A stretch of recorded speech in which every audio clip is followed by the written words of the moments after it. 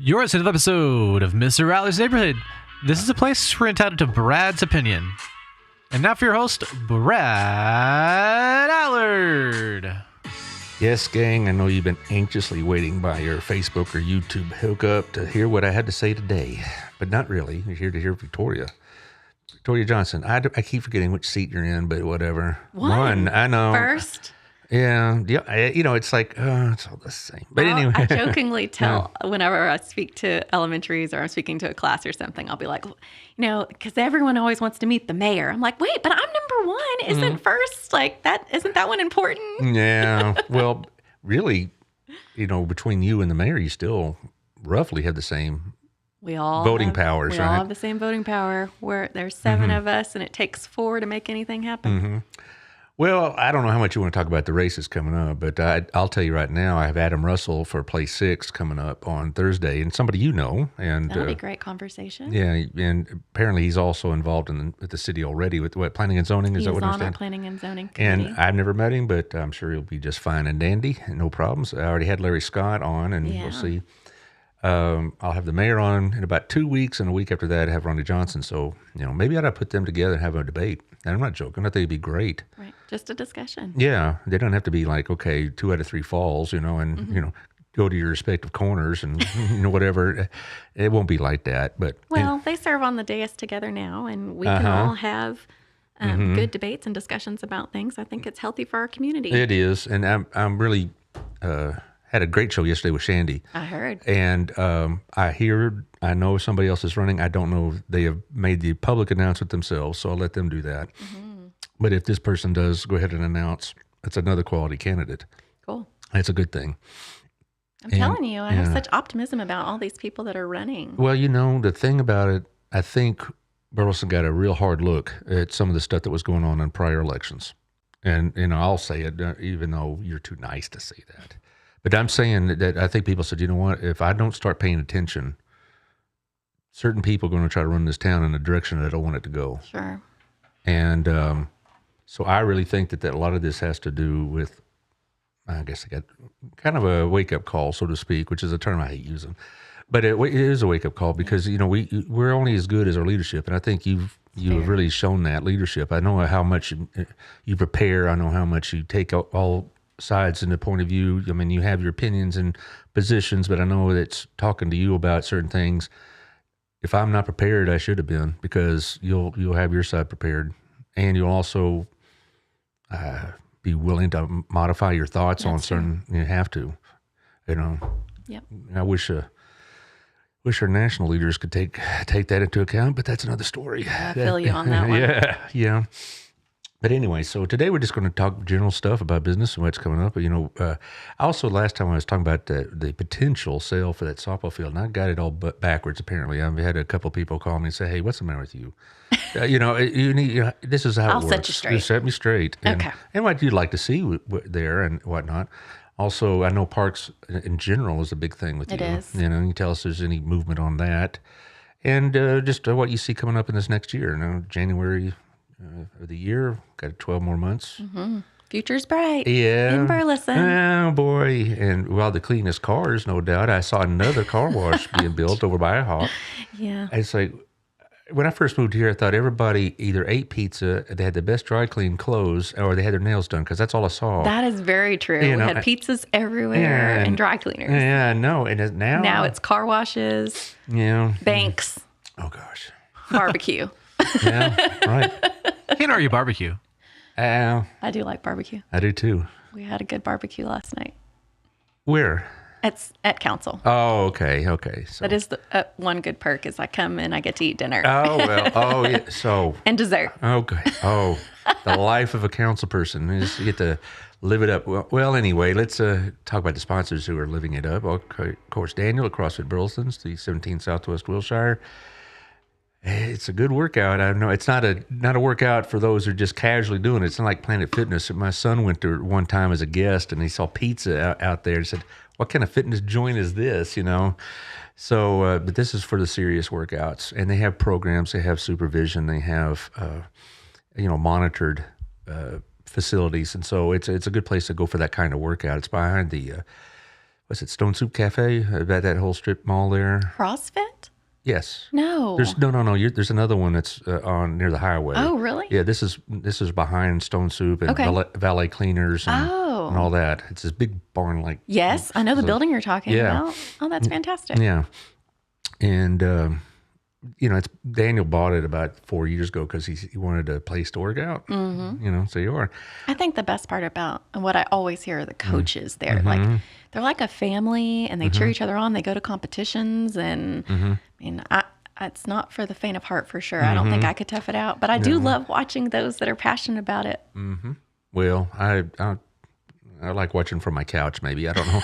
Anyway, and also we have Shandy Stogsdill, the Stogsdill Group. So if you're looking to move into this area, you need to talk to her. She also was on my show yesterday, and we had a great conversation. She is running for place 4 for school board. And I invite you to listen to that or the YouTube. It'll be on Apple and Spotify probably by the time I'm done with the show. And she has a lot of good things to say. And so if you're interested in helping her out, she has her Facebook page and you can get some information there. But listen to the show, not because I need the numbers, which never hurts, but it just it really is informative. Also, Otto, everybody knows Otto. I saw him yesterday. I'll see him later this week. I always make a lot of jokes about Otto being like this celebrity, and that's exactly what he was yesterday.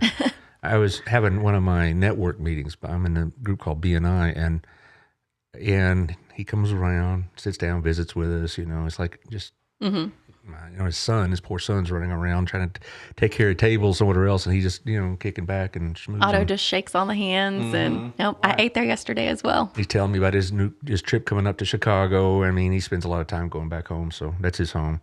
Yeah, So that's awesome. I'm very fond of Otto, though. He does a lot of good stuff for a lot of people. Supports this community so well and does really neat things, and I'm grateful for his friendship. Also, Chris Notaboom over at Wild Cigar, he's another community-involved person. You got to have meetings over there. After about an hour, it'll be really interesting to see what some of the things are said. But it's a good place to do business. It's got a conference room and has a nice high ceiling there. Yeah, I know. It is so well done in there. It's so pretty. And even if you're not a big cigar smoker yourself, you probably know somebody that is. Yep. And you can go buy gift cards or whatnot. And what I like is he is tobacconists, not just, guys, hey, they're over there. I mean, if you walk in, if you're not really into smoking cigars or don't know what you're looking for, they'll help you find it. That's helpful. So yeah, it just feels welcoming. Like you don't feel lost when you walk in there. Yes, it does. And he also is a community-oriented person. As is Tiffany Nico at the Local Life magazine. They'll be out next week, and she's always working hard. She was in a online magazine, Voyage Dallas. Yes, I saw that. I was in it the month prior. I just didn't promote it like I should have. Rats. Yeah, I mean, I could go back and get it, but I didn't want to. Toot your own horn? Well, no. I was going to do it because, it's good publicity. I like the sponsors to be, publicized, et cetera. And I kind of let it go. And then I saw Tiffany's on there. So, well, I don't want to jump on her moment, so to speak. And so I said, it's too late for me. She's doing some really cool things with the magazine, especially since she made that expansion. And she does work hard at it. She I tell does. you, it's like it's hard to get a hold of her sometimes. I'd like to have her on the show, but it's like, well, I booked up for these days. I'm like, okay, I'll see you in a couple of months. All right. Also, thank you to Southern Jim. Robin's there right now. How many times have you drug Philip up there? I like to oogle over their pretty stuff.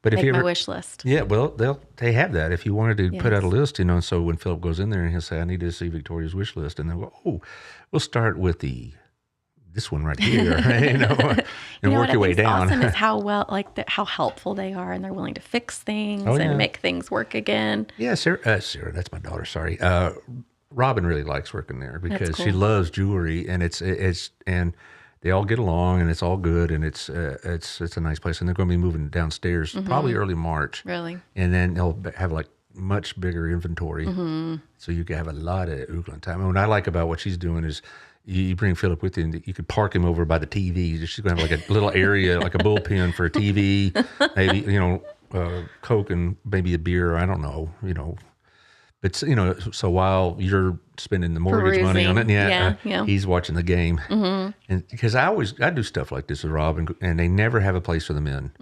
We go to the antique malls, and I'm done in half an hour. She's just getting warmed up.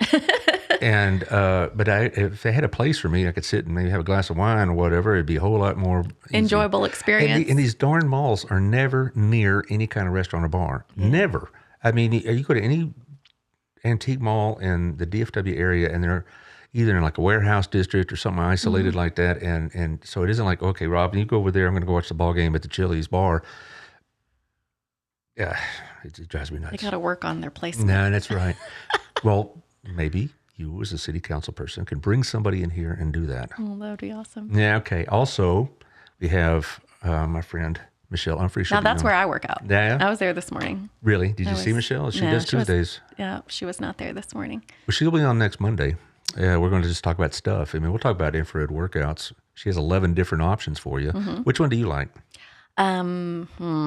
I mean, like or go for the beating. Well, it's not my favorite class. It is. It hurts. Yeah. Today I did bar. All right. And I was like, okay, you think you're not going, you're like, okay, I'll take this easy. But those squats hurt after a while and you hold these isometric positions for so long. My toes were shaking after a certain point. I was like, okay, I can't hold this any longer. Yeah.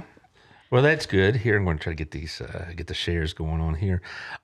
But, she's very, very interesting to talk to because last time she was here, we just talked about, general impressions of what was going on in our country, and she had her opinions and she was very well spoken, of course.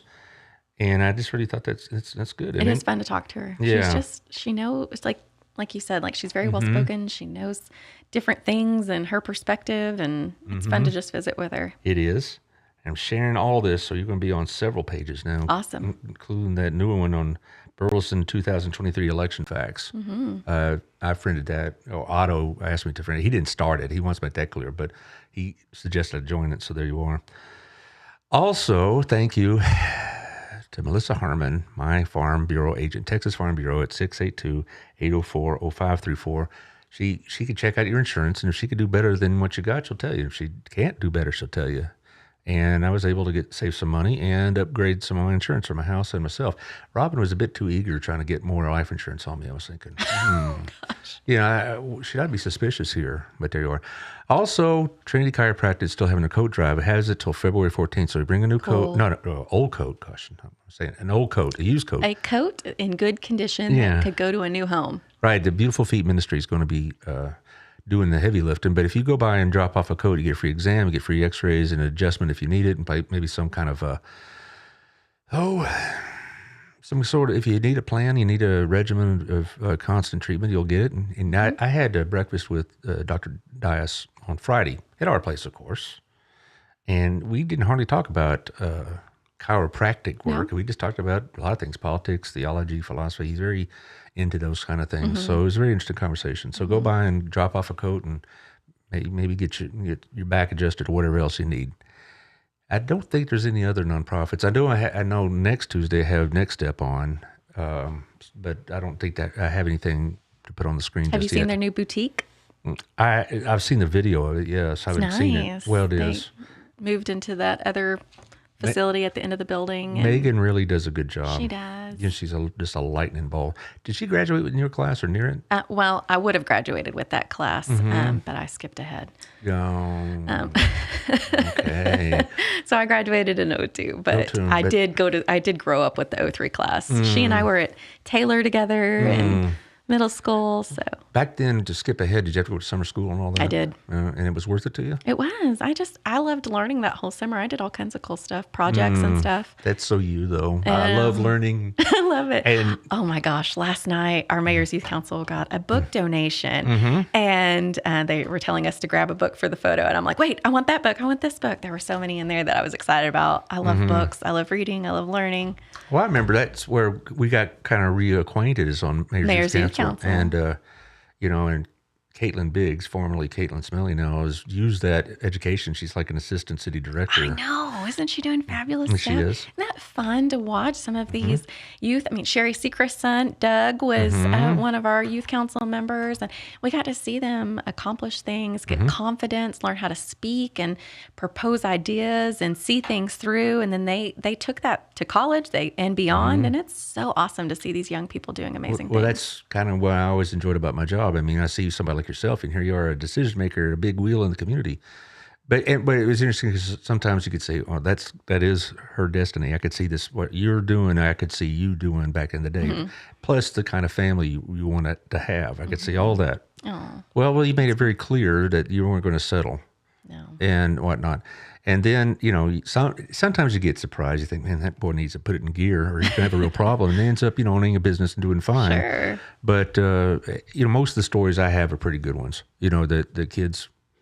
They got their education and they moved on. And that we were talking before the show about one of the best things about Burleson was its school systems. And so I talked last Thursday about it. Do you do that program of choice? We do. Yes, my kiddos are at NOLA Dunn. I had the privilege of being on the inside and seeing those schools of choice come from the ground up, and even since then, adding the Norwood Environmental Science Academy. They're doing phenomenal things. I think it was Home Depot that just gave them helped them put together a greenhouse, and the kids with the hands-on and science. My children love science. We have battled strep throat quite a bit. And so Sunday, while we were all locked at home, we were doing science experiments. My kids they want to see things bubble and fizz and foam. And we made our own bouncy balls. And so anyway, I love how creative our school district has gotten and connecting with kids with what lights them up. Not everyone excels at working in a workbook. I certainly didn't. But, finding what brings out something in a child and beyond, like what's going to really fuel them and excite them to learn. And I always heard Dr. Jimerson say, he wasn't the best in school, or school wasn't always exciting to him, but he went to law school and he was taught how to think, and that's what really spurred learning for him. And tapping into these children, I have a kindergartner, and I was telling you before the show, like in preschool, he went to First Baptist. I love the First Learning school at First Baptist. Right. And he would tell his teacher, no, thank you. Like if she'd put a worksheet in front of him or ask him to do something, he would always say, no, thank you. And I appreciated his manners, but I was like, oh my gosh, are we going to have trouble in kindergarten? And here he just he's picking up reading so fast, everything. He sees a word and he's already sounding it out. And he's teaching me math. Apparently he didn't, he told me 3 + 3 is 6, and then he had to show me that 3 + 3 is 6. But it's just fun to see their little brains work. And I volunteer up there every once in a while when the teacher needs some help to sit and do reading or focus time with 1 or 2 students, and just seeing what ignites them, what lights them up, and is going to encourage their path of learning.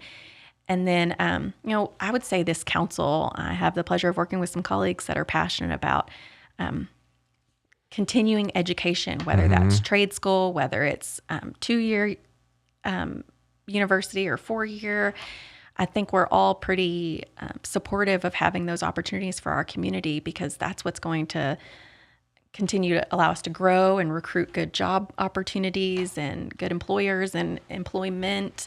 Is there a committee that is like a liaison between the two of y'all, you and the board, the council and the board, or so you can coordinate things? I mean, you're both representing the community at large with 2 very large projects, obviously. I just wonder what's the level of cooperation, formal cooperation between, I know y'all visit, get along, you got friends on the school board, right. But like formal cooperation, do you have that? So formally, we do have I think it's called an intergovernmental committee, and there's council members that sit on it, and then school board members that sit on it. I couldn't tell you last time they met.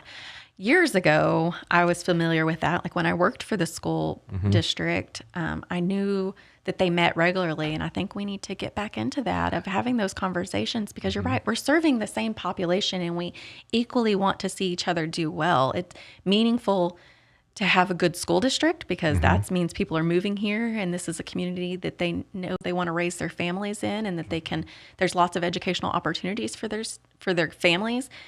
And it's beneficial to the city, because we want employers to look to us and say, that's where we want to have our headquarters, because we know that they're raising up kids, and we want to have those relationships with big companies that say, hey, if you turn out XYZ kids, we want to be there to catch them and capture them and let them grow and work in our business for years to come.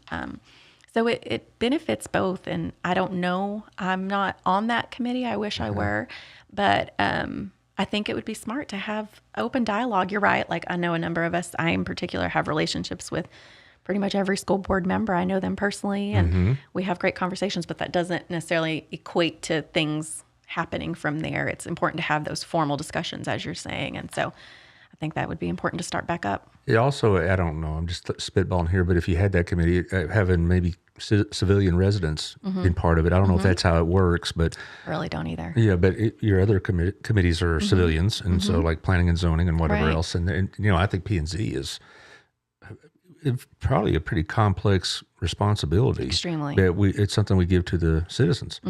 I mean, I don't know.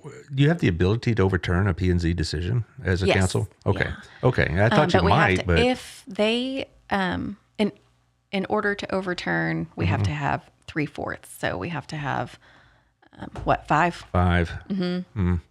Well, I don't know if that'd be a real popular move, because usually the only times you have really controversial ones is when they're building next to a residential area or something like that.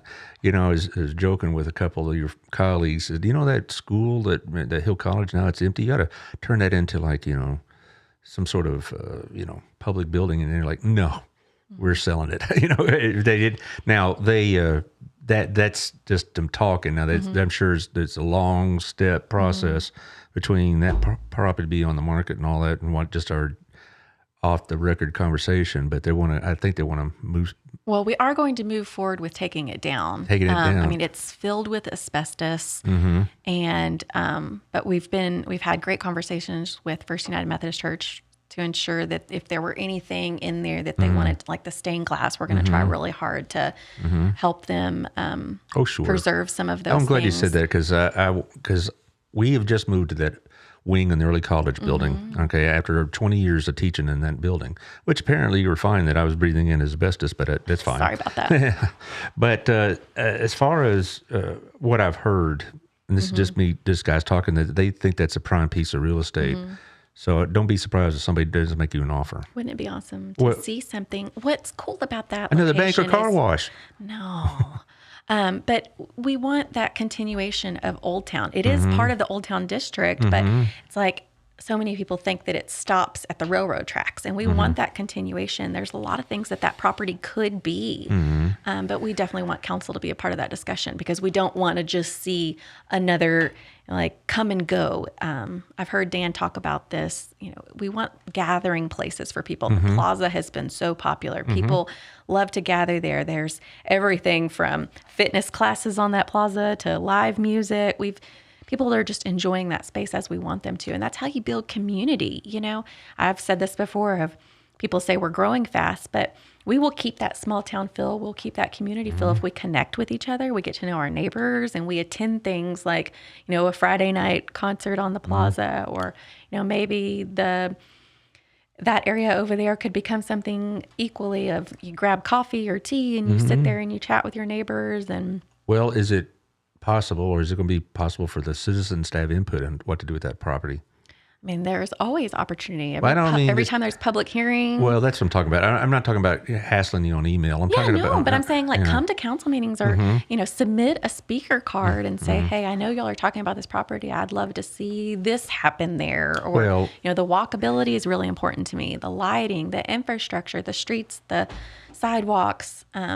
That's what's important. We all have buy-in, and it's important that we feel heard. But utilize those communication tools, email and text message. My cell phone's out in the open. It's posted on the city's website. And I always encourage people, don't hesitate to even send me a short text that says, hey, I've been thinking about X, Y, or Z, because we're there to be representatives of our whole community, and we need to hear. And if we don't hear, then... If I were part of the decision-making process, I'd look really strong personally into a private developer, because of the taxes they'll bring to the community, and the jobs, et cetera, et cetera. You were talking about an open space, and it sounds great. But I'd personally like to, I don't know, another restaurant, I don't know. I don't want a bank, and I don't want a car wash, and I've had enough pizza and barbecue. All right, so I don't know. A P.F. Chang there would be great, but we want a good mix of things that we don't already have. Right. And by gathering space, I'm meaning like an area in conjunction with places to shop, places to eat, I see. places to work. You want, if it's the thing I like about the B&G Plaza is if you work in one of those surrounding buildings, you can then go have, eat your sandwich out on a bench and enjoy some outdoor space and maybe meet adjourning business owners or business employees. Well, let's just say it stays in city's hands. Do we need space for other things? I know if you ask Billy Cordell, they could use more police space. Would it be possible to utilize that space for something the city needs? Because I know that y'all are probably busting at the seams. Even City Hall, I'm sure, is tight, very crowded. Alex Phillips needs a bigger office. No, he didn't tell me that. Mr. Burleson. Yeah.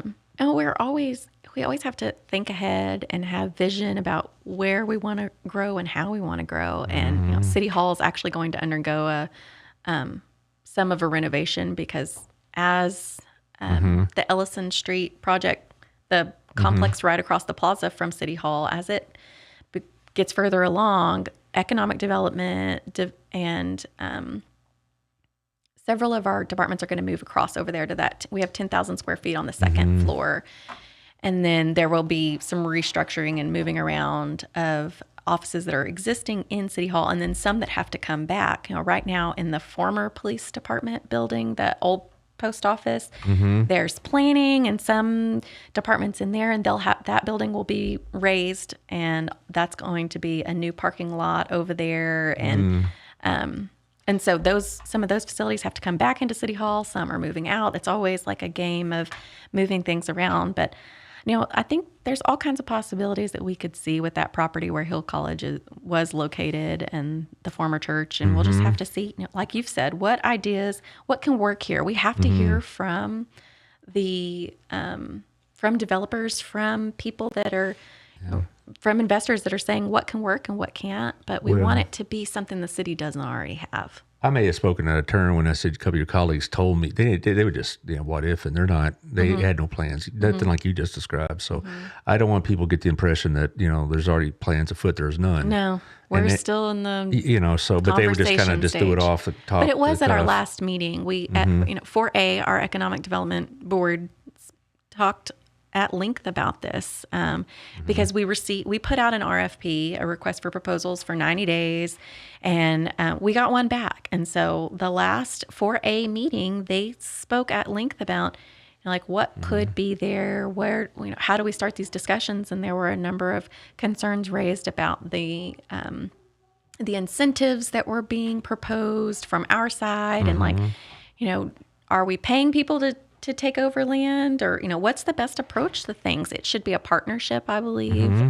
We want to recruit good things that fit in our community that we don't have a lot of, that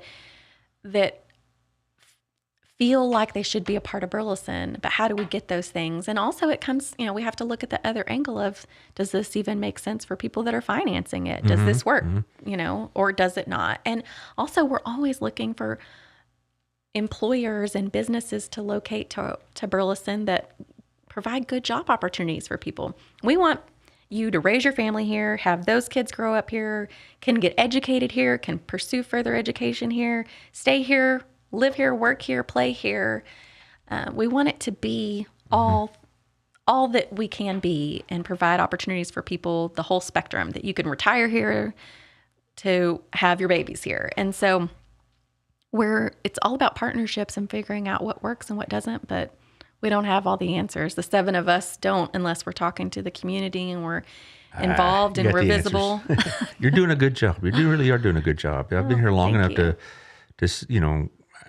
some years are tougher than others, but y'all done a really good job. And when I had Larry Scott on, I asked him some questions that probably you could answer just as well too. Is one of the biggest problems you probably hear is about living space and the cost of living here for housing. So that's a controversial topic because some people think that you bring in a bunch of departments, you're bringing in an element they don't want in their community. But when my daughter was first out of school, it was very difficult to find her a decent place to live in Burleson. She found one, but it wasn't cheap, and so I hope, that's an issue the board is constantly having to address, isn't it? We are constantly talking about, new developments that want to come in and having a variety of housing opportunities. I know that apartments get a bad rep.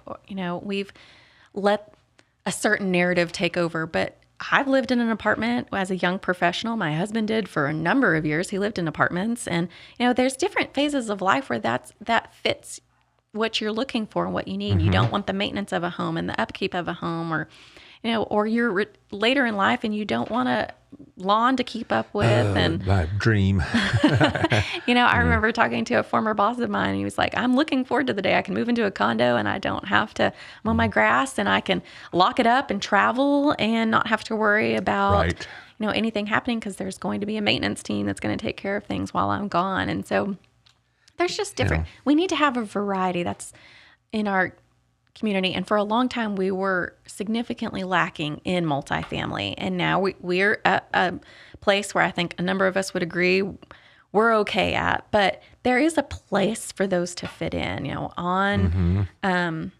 on major thoroughfares where the traffic can get in and out, because a lot of, there's going to be a lot of cars in one place, and we need to make sure that the infrastructure exists to move that traffic. And there's elements that take place when we're looking at any type of new development that's coming in, and the density that it's going to accumulate and things like that.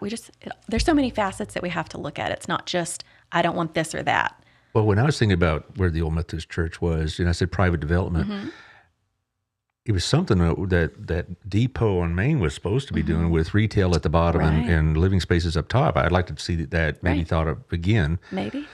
You do have to have the fact that you're near a school, and you're near, a grocery store, and all. The grocery store would be very helpful. And the fact if you had a space for people that have that part of their life going on, young children or whatever else, in the grocery store right there. And a playground across the road at Clark. Yeah. I mean, that'd be great. I just thought maybe have like the first floor be retail outlets and coffee shop or whatever. Not Dwell. I love Dwell. It's great. Sorry, Taylor. Just mixed use, different options, different a variety of experiences in one location. The problem is it's small. It's only about like 1.4 acres. It's not, so I don't know, that's not my forte to know what would work there in that space, what can truly fit and what's viable. So that's where those partnerships come in, and having conversations about, what do you think can work here? Is it a restaurant? Is it a shopping center? Or what opportunities can we plug into this space? Because it's a blank slate. Once we raise that building, and it's, like what all options do we have? And as I mentioned, we don't have all the answers, and so it takes hearing from those investors and developers to say what they think might fit there and what they're willing to invest and put. Well, I'm kind of melancholy in a sense about leaving that building, even though it was useful. It wasn't certainly not opulent or anything, but it was clean, and the lights came on, and, and so it was all I needed, and it was certainly convenient. Have you seen the new wing? Oh my gosh, that's exactly what I was about to ask you. Is gosh, it's so pretty over there. They really did a good job, and what a neat partnership opportunity with BISD and the city and Hill and Tech. I mean, it's top notch. I have already started my classes there. I started last Tuesday. I have a Tuesday night class, and I'm teaching 2 doors down from where I started in 1990. So it's like a full circle. Full circle. Now, and it's like, all those memories. Well, not really, because it looks completely different. So much different. So different. There's no lockers, and it's the library area is much different. And one thing I did notice was I went to my old room. I said, "Wow, this is a lot smaller than I thought." I mean, the rooms at a BHS were a little bit bigger, and Centennial has much bigger rooms, but it was just, so it wasn't really like a walk down memory lane, because this is not my memories, but it was just interesting that I'm back in that part of the building, back in that school building, but they did a really nice job with it. And it looked crisp and neat. Yeah, and it's like, you don't want to mess anything up. It's like that's what it would BHS was when we first opened that newer school. It's like, don't mess things up. We want to have nice things. We want to have nice things. And then after 3 days of the guys going to the men's room, that was over. But anyway, so but as far as the problem that comes with expansion and housing is also traffic. And when your colleagues have been on the show, they're talking about, expanding Renfro, and they're talking about doing something with that knot of traffic you get in Wilshire, for between the ad building, or from like Walmart to HEB. I if I can, I'll go around it. I do too. And I just wonder if there's any movement on that issue. Not in the, we're working on it. And all the same things that you've heard me say on the show previously, and other colleagues too, we know we need that expansion to 3 lanes on either side.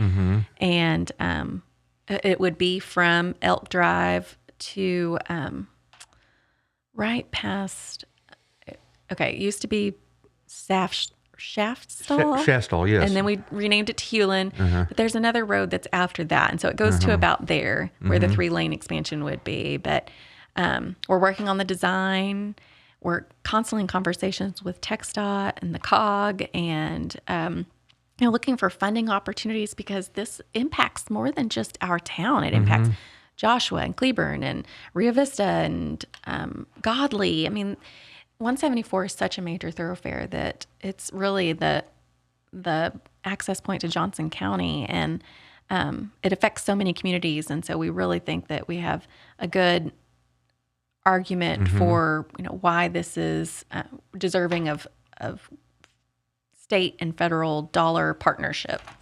Now, do you members of the council, do you all specialize, so to speak? I mean, each of you have, like, I don't want to call it a pet project, but an area that you focus on more than maybe some of your other colleagues do. I know for you it's parks, isn't it? I love parks. I know, not that the others don't care about it, Right. but you focus on it some. I think that's kind of per individual. I wouldn't say we specialize, but there's things that you're going to be more passionate about than another, right? I know I'm passionate about parks, and if it weren't for the trails and things to do outside with my family, then I probably wouldn't play outside as much as we do. I'm kind of a city girl, but I do love our trails. I love, taking the kids on their bikes and playing at playgrounds. And during the summer, one of your former students and a friend of mine, like, they created like a cute punch card to visit all of the parks in our community, like a little, like, almost like a passport for parks. You're not going to tell me the name of this student? I think it was Emily Camp's family. Oh, okay. Well, she's not camp anymore. All right. But, I know what you're talking about. I saw her mom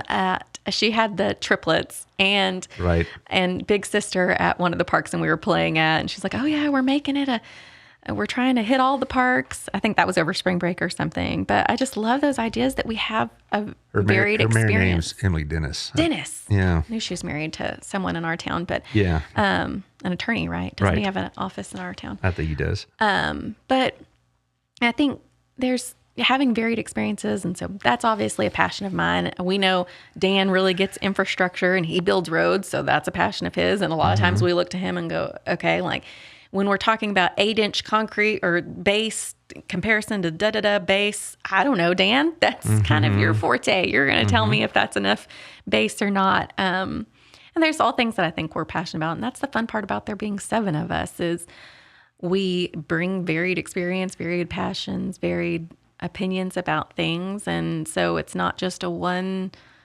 person saying this is what fits for Burleson. We all have different perspectives to bring to the table. Well, I'm hoping, speaking of Burleson, we're starting the election season, and so far the candidates that I know have announced, I'm pretty happy with.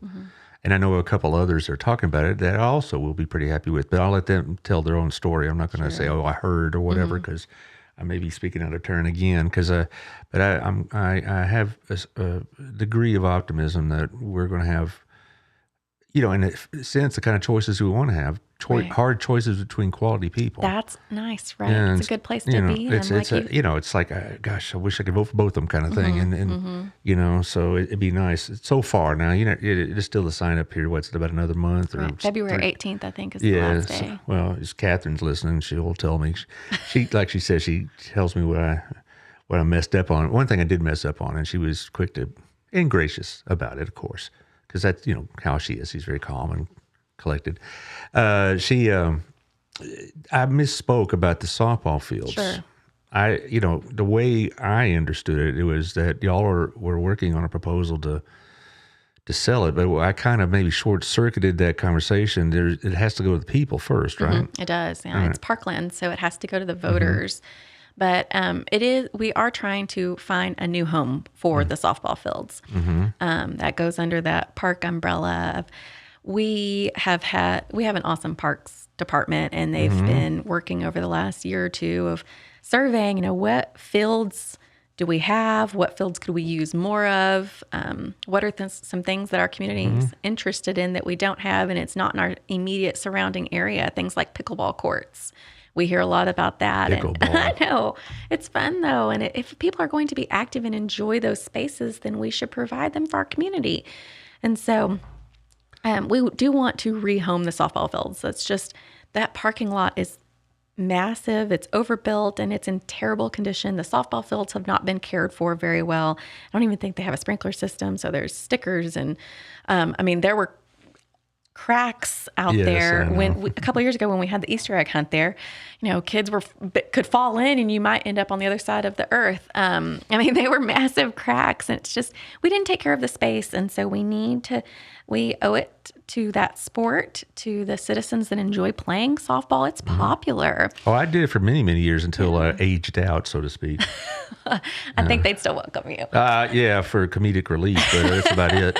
But it's something that people enjoy, and we know it's popular, and so let's find a better use, a better area for those to fit, and let's take better care of them. And maybe there's something that fits in that location, but we would have to go to the voters first. They get the ultimate decision because it is parkland, and so they have to tell us whether or not we can repurpose that land into something else. And what would you, if you put it to the voters, would you give them what you envision for that Absolutely. space? Okay, so it's not just hey, we want to remove the softball fields. We have to have a plan, and we're working on that. This is where we would relocate them. This is what that space would look like. And with this space, we could do, A, B, C, or D, and have lots of public opportunity for public input, public to share, what they would like to see there. Is it, before, I know family entertainment would have been massively well received there, but we have a place for alley cats, and we finally were able to recruit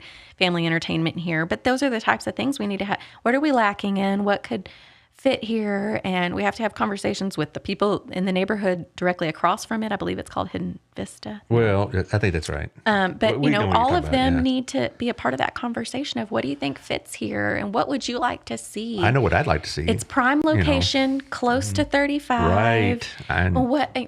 That space just isn't well utilized. That parking lot looks terrible. The fields look terrible. What more can we do there? But it's always in conjunction with the public, and what do you want to see there? And well, my 2 cents is I've talked to Ronnie about this, and a little bit with the mayor when they were on the show's convention site. It has to be, it doesn't be massive, but we don't have something we're lacking. We don't have a meeting space. We don't. We do a lot of stuff at Pathway or at First Baptist, if it's of any size at all, and we need it. I'd like to see a convention area tied in with the golf course, a hotel, because there's a lot of communities like Dallas and Fort Worth brought in Omni hotels. They picked up some of the tab, and boy, it's work for them. It's like, a lot of people, when they talk about these big infrastructure projects like Globe Life Field or where the Rangers are playing now, and they say, gosh, it's millions and millions of dollars.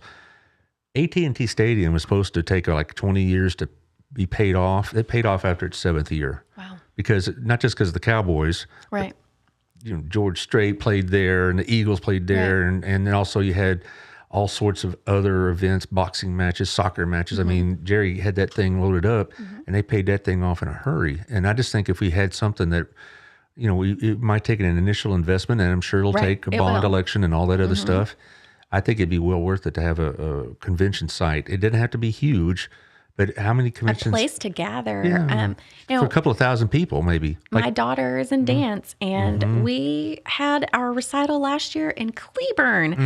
Ugh. At the convention center, right? At the convention center. I'm like, no, I want to stay in my hometown. We're dancing at a studio in Burleson. When my daughter dances, I want to stay in Burleson. I was in Rotary for 10 years, and while we sometimes had breakfast at the Hill College location, but there were years before that where we were shuffled around.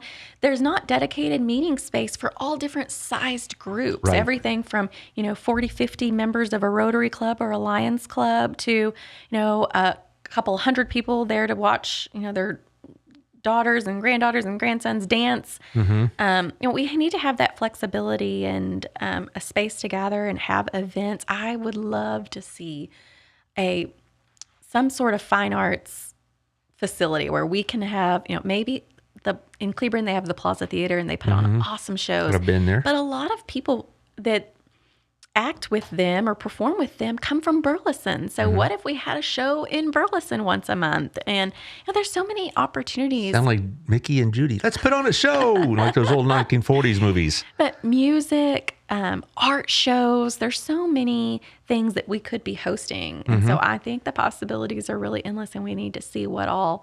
I know a number of us would be in favor of some convention type space and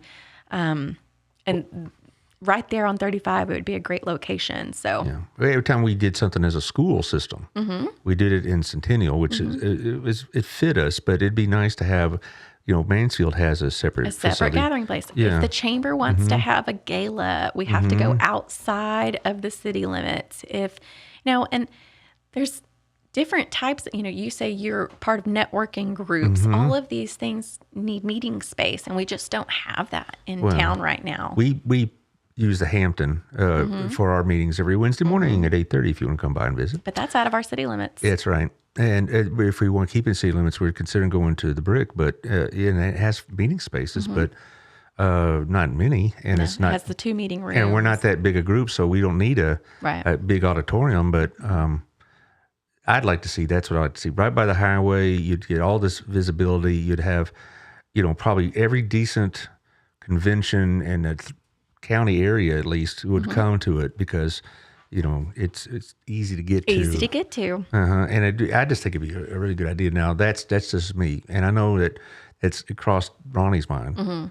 Fletcher and I have talked about it as well. And it's such a great location. Imagine what it would do in partnership with our golf course, which we've, really been working to update some areas of that. We have a great golf course director and there's a couple of holes that probably need some reconfiguring. We're working on it. But that's about it. It's a great course for a city course. It's much better than when I worked for the city, it was the top 5 municipal played course. And so in the state or it was when I worked for the city. Well, I don't doubt that's still the same. I'm sure it's still high up there. I played on it. I don't play as much golf as I used to, but I played on it. I said, this really is country club quality. It's nice. It's well maintained. They've done some great things. We're finally updating all the sand pits. The liners were completely gone and washed away. Well, it takes things like that. We just have to stay on top of, and I think we have the staff that's doing that now. And so, well, Sherry Scott says hello. By the way, I'm seeing her here. She's watching. Says hello. And of course, her husband Larry was on my show 2 weeks ago.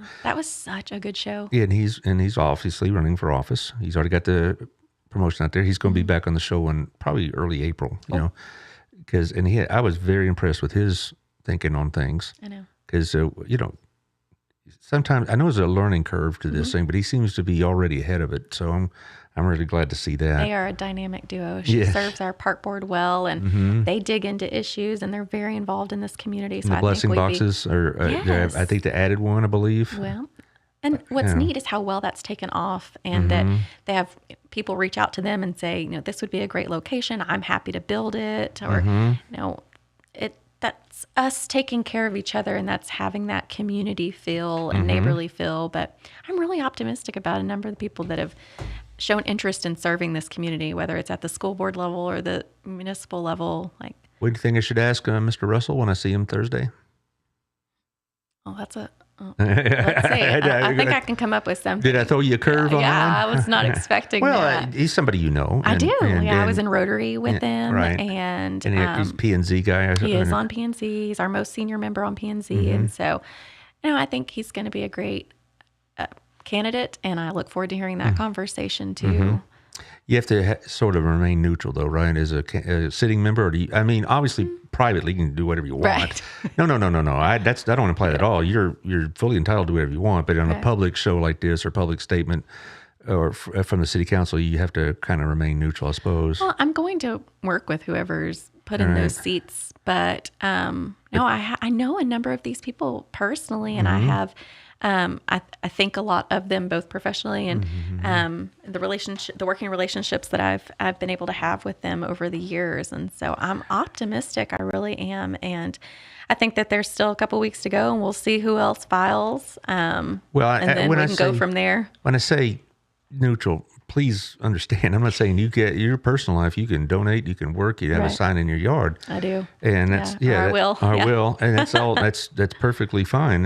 But I know that you have to. I still want the community to understand that I'm a professional and I will work with those that are put in those positions, and I respect the position of my colleagues. I want to have good collaboration and work with whoever's put in there. I'm always optimistic. Yeah, and like I said earlier, I thought so far the candidates that I have seen announced for the school board and for city have made me, in some ways relieved, and also optimistic. And I just hope that, people who do this, whether I would vote for them or not is immaterial. If their heart's for the city, and really for the city, and not for any other purpose, then they'll have a spot on the show. I've told them that. But if they're going to be using a platform of a council or school board to vent or rant or settle scores or really only represent a small segment of the community, they can do it somewhere else. And I got a couple of critical comments about that I should be open to everybody. And I said, I'm not. But, if Adam is Mr. Russell's, all that you say is, but he also draws a quality opponent, I'll have the quality opponent. Sure. If he draws some sort of knucklehead, forget it.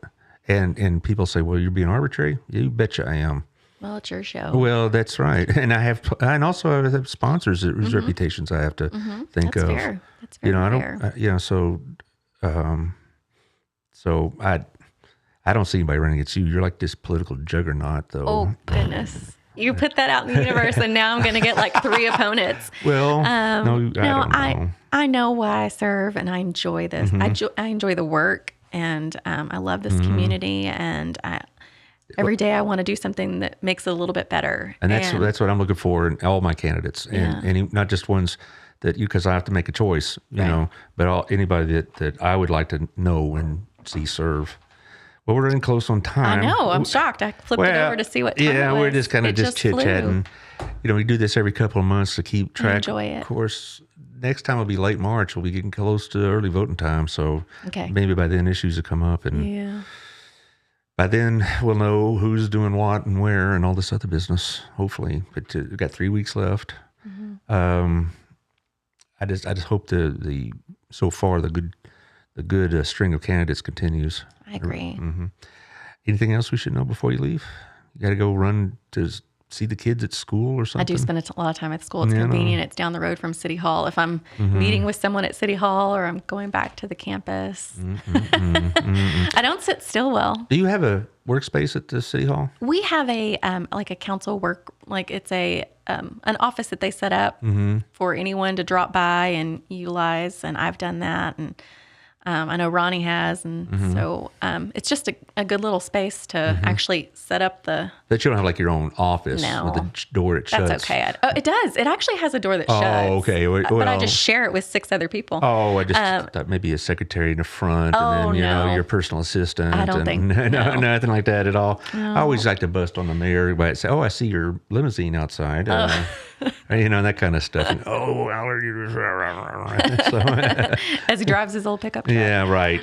So it's funny when I see colleagues in town. I'll see Ronnie in his blue pickup heading to the golf course or going somewhere. I'm like, hello, or Dan. I cross him because his office is on my side of town where I live, and so. Well, they're both going to be in the show in February.